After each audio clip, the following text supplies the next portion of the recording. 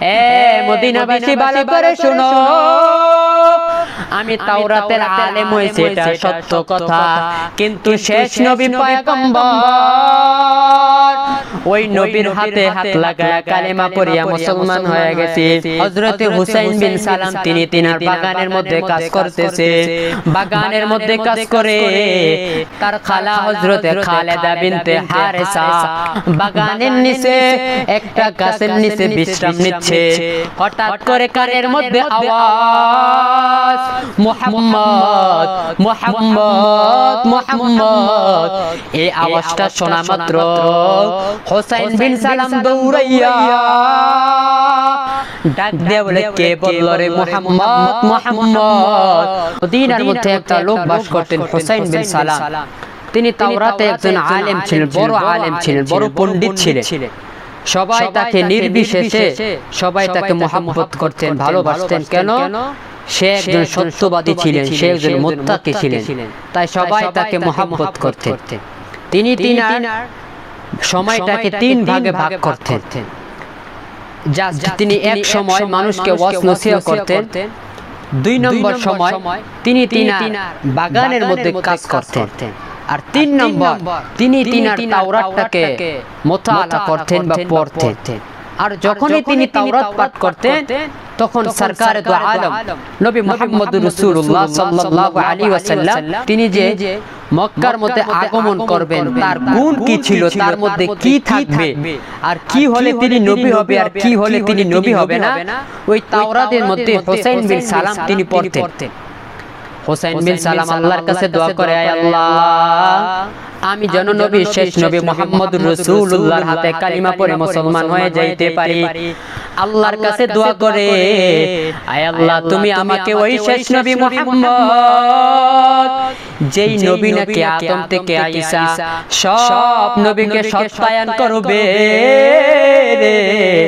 সব নবীর ইমামতি তিনি করবেন, সব নবীদের লিডার থাকবে তিনি, ওই নবীর হাতে যদি কালিমা পড়ে মুসলমান হই তাহলে আমার জীবনটা সার্থক হবে। আর নবীকে যদি না পাই তাহলে আমার মতন ব্যর্থ করা মানুষ আর কেউ নাই।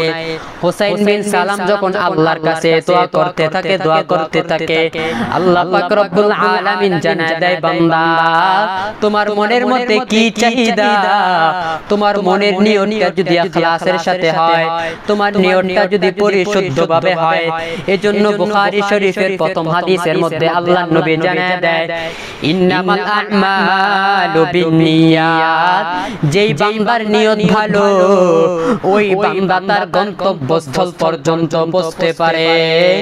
আর যেই বান্দার নিয়তের মধ্যে গরমিল আছে, নিয়তের মধ্যে বেজাল আছে, যত চেষ্টা করবা তোমার এই গন্তব্যস্থল পর্যন্ত তুমি পৌঁছতে পারবা না। হযরত হুসাইন বিন সালামের মনের মধ্যে এটা চাহিদা ছিল, মনের মধ্যে বড় আশা ছিল, আমি নবীর সাথে মুলাকাত করব, নবীর সাথে আমার সাক্ষাৎ হবে, নবীর হাতে কালিমা পড়ে মুসলমান হয়ে যাব। হুসাইন বিন সালাম যখন মনের মধ্যে তার এই চাহিদা শুরু হয়ে গেল, হুসাইন বিন সালাম এবার জানায় দেয়, এ মদিনাবাসী ভালো করে শুনো, আমি তাওরাতের আলেম হয়েছি এটা সত্য কথা, কিন্তু শেষ নবী পয়গম্বর ওই নবীর হাতে হাত লাগায়া কালেমা পড়িয়া মুসলমান হয়ে গেছে। হযরতে হুসাইন বিন সালাম তিনি তিনার বাগানের মধ্যে কাজ করতেছে, বাগানের মধ্যে কাজ করে তার খালা হযরতে খালেদা বিনতে হারেসা বাগানের নিচে একটা গাছের নিচে বিশ্রাম নিচ্ছে। হঠাৎ করে কানের মধ্যে আওয়াজ, মুহাম্মদ মুহাম্মদ মুহাম্মদ। এই আওয়াজটা শোনা মাত্র হুসাইন বিন সালাম দৌড়াইয়া ডাক দিয়ে বলে, কে বলল রে মুহাম্মদ মুহাম্মদ। বলে, আমি বলছি মুহাম্মদ। বলে, কেন তুমি মুহাম্মদ বলে চিৎকার দিলা? বলে, মক্কা থেকে মদিনার মধ্যে নবী মুহাম্মদ হিজরত করেছে, এটা শোনা মাত্র হযরত হুসাইন ডাক দিয়ে বলে, সত্য নাকি? বলে, হ্যাঁ নবী মুহাম্মদ মক্কা থেকে মদিনার মধ্যে হিজরত করে ফেলছে। এবার ফুফু ডাক দিয়ে বলে, ফুফুর নাম খালেদা। খালেদা ডাক দিয়ে বলে, কোন মুহাম্মদ? বলে, যেই নবীর উপরে আল্লাহ তাআলা একটা কিতাব নাজিল করবে, যেই নবীকে আল্লাহ তাআলা সকল নবীকে সত্যায়ন করাবে। এবার হুসাইন ডাক দিয়ে বলে, না, হযরতে মুসা ইবনে মারইয়ামের চাইতে নবী মুহাম্মদ সবচাইতে উত্তম। এবার হযরতে হুসাইন দৌড়াইয়া আমার নবীর সামনে চলে গেলেন। গিয়া দেখে কত সুন্দর চেহারাওয়ালা একটা মানুষ দেখা যায়। এত সুন্দর মায়াবী চেহারাওয়ালা মানুষ কখনো মিথ্যুক হতে পারে না। এত সুন্দর মায়াবী চেহারাওয়ালা মানুষ কখনো মিথ্যা কথা বলতে পারে না। এরে মুহাম্মদ, আমার নবীর দিকে তাকাইয়া হুসাইন চোখের পানি টপ টপ করে সারা শুরু করলেন। আল্লাহর নবী ডাক দিয়ে বলে, কিরে তুমি চোখের পানি কেন সারো? হুসাইন বিন সালাম ডাক দিয়ে বলে, পয়গম্বর, আপনার হাতে কালিমা পড়ে মুসলমান হতে চাই। নবী মুহাম্মদ ডাক দিয়ে বলে, মা ইসমুকা, তোমার নাম কি? তিনি বলেন, হুসাইন বিন সালাম। আল্লাহর নবী ডাক দিয়ে বলে, তোমার নাম আজকে থেকে হুসাইন বিন সালাম না, তোমার নাম হবে আজকে থেকে আব্দুল্লাহ বিন সালাম। এই নামটা শোনা মাত্র হুসাইন বিন সালাম ডাক দিয়ে বলে, আল্লাহর কসম, আজকে থেকে আমার নাম হুসাইন বিন সালাম নয়, আমার থেকে আজকের নাম হবে আব্দুল্লাহ বিন সালাম। আব্দুল্লাহ বিন সালাম জানায় দেয়, আমার কাছে নামটা এতই যে ভালো লাগলো, আমার কাছে নামটা যে এতই পছন্দ হলো, আমার মনে হয় আমার নবীর জবানের নামটা এতই যে মধু। আমি নবীকে ডাক দিয়ে বলে, পয়গম্বর, আজকে থেকে আমার নাম হবে আব্দুল্লাহ বিন সালাম। এবার নবী বলে, ঠিক আছে, তুমি যাও। এবার আব্দুল্লাহ বিন সালাম দৌড়াইয়া ফুফুর সামনে গেলেন। ফুফু ডাক দিয়ে বলে, কিরে হুসাইন, তুমি কি নবীর হাতে কালেমা পড়ে মুসলমান হয়ে গেছো? আব্দুল্লাহ বিন সালাম ডাক দিয়ে বলে, ফুফু, আমার থেকে আজকের নাম হুসাইন বিন সালাম না, আজকে থেকে আমার নাম হলো আব্দুল্লাহ বিন সালাম। বলে, কেন রে? বলে, আমার নামটা আমার নবী রাখছে আব্দুল্লাহ বিন সালাম। বলে, তাহলে আমাকে কালিমা পড়ে মুসলমান বানায় দাও। এবার আব্দুল্লাহ বিন সালাম তিনি তিনার ফুফুকে কালেমা পড়ে মুসলমান বানায় দিলেন। আব্দুল্লাহ বিন সালাম এবার পয়গম্বরের সামনে আবার গেলেন। ডাক দিয়ে বলে, ও পয়গম্বর, মদিনার যত ইহুদি আছে তাদের রূপগুলো আপনার সাথে আমি উন্মোচন করতে চাই, তাদের রূপ সম্পর্কে আমি অবগত করতে চাই। আল্লাহর নবী জানিয়ে দেয়, কেন তাদের মধ্যে কি কোনো সমস্যা আছে নাকি? আল্লাহর নবী যখন এই প্রশ্নটা করলেন, আব্দুল্লাহ বিন সালাম জানিয়ে দেয়, পয়গম্বর, মদিনার এই ইহুদিদের মতন এত খারাপ, এত নিকৃষ্ট আর মানুষ হতে পারে না। আল্লাহর নবী বলেন, না, আমি তাদেরকে আমার দ্বীনের দাওয়াতটা পৌঁছাইয়া দিব। আল্লাহর নবী যখন এই কথাটা জানিয়ে দিলেন, আব্দুল্লাহ বিন সালাম জানিয়ে দেয়, ও পয়গম্বর, মদিনার মধ্যে যত ইহুদি আছে তারা বড় নিকৃষ্ট, তাদের মতো নিকৃষ্ট আর মানুষ হতে পারে না। আল্লাহর নবী জানিয়ে দেয়, আমার দ্বীনের দাওয়াতটা তাদের কাছে আমি পয়গম্বর পৌঁছাইয়া দিব। আব্দুল্লাহ বিন সালাম জানিয়ে দেয়, তারা আমাকে খুব মহব্বত করে, তারা আমাকে খুব বিশ্বাস করে। ও পয়গম্বর, আপনি আমাকে আপনার কক্ষের মধ্যে লুকায় রাখবেন, আগে আপনার দ্বীনটাকে তাদের কাছে পৌঁছাইয়া দিবেন। যদি তারা দ্বীন গ্রহণ করে তাহলে তো আলহামদুলিল্লাহ, আর যদি দ্বীন গ্রহণ না করে তাহলে আমার কথাটা জানায় দিবেন, দেখবেন তারা আমার সম্পর্কে কি বলে। আল্লাহর নবী এবার সেই ইহুদিদের সামনে গেলেন, গিয়ে বলে, ও ইহুদি ভাই, আমি একজন নবী, তোমরা আমাকে নবী বলে স্বীকার করে নাও। আমার উপরে আমার আল্লাহ মহাগ্রন্থ আল কোরআন নাজিল হয়েছে, আমাকে তোমরা নবী বলে স্বীকার করে নাও। এই ইহুদিগুলো শুনিয়া বলে তুমি একটা খারাপ লোক, তোমার মতন আর খারাপ লোক জমিনের মধ্যে হতে পারে না। যা যা আমরা তোমাকে নবী বলে স্বীকার করব না। এই কথাটা শোনা মাত্র পয়গম্বর এবার জানায় দেয়, তোমরা কি হুসাইন বিন সালামকে চিনো নাকি? বলে হ্যাঁ চিনি তো।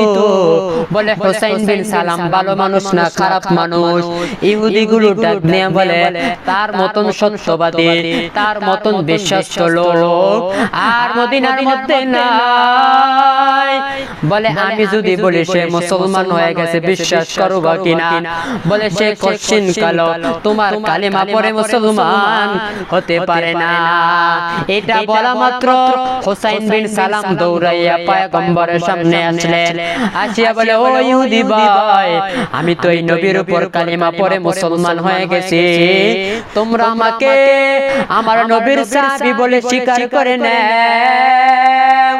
ওই ইহুদিগুলো ডাক দেয়া বলে তোমার মতন খারাপ লোক এই মদিনার মধ্যে আর নাই, তোমার মতন এত মিথ্যুক লোক আর মদিনার মধ্যে হতে পারে না।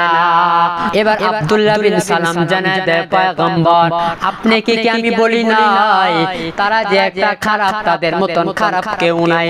আল্লাহর পয়গম্বর বললেন তাহলে সমস্যা নেই, যা যা যারা কালিমা পড়বে তারাই মুসলমান হতে পারবে, আর যারা কালিমা না পড়বে তারা কখনো মুসলমান হতে পারবে না।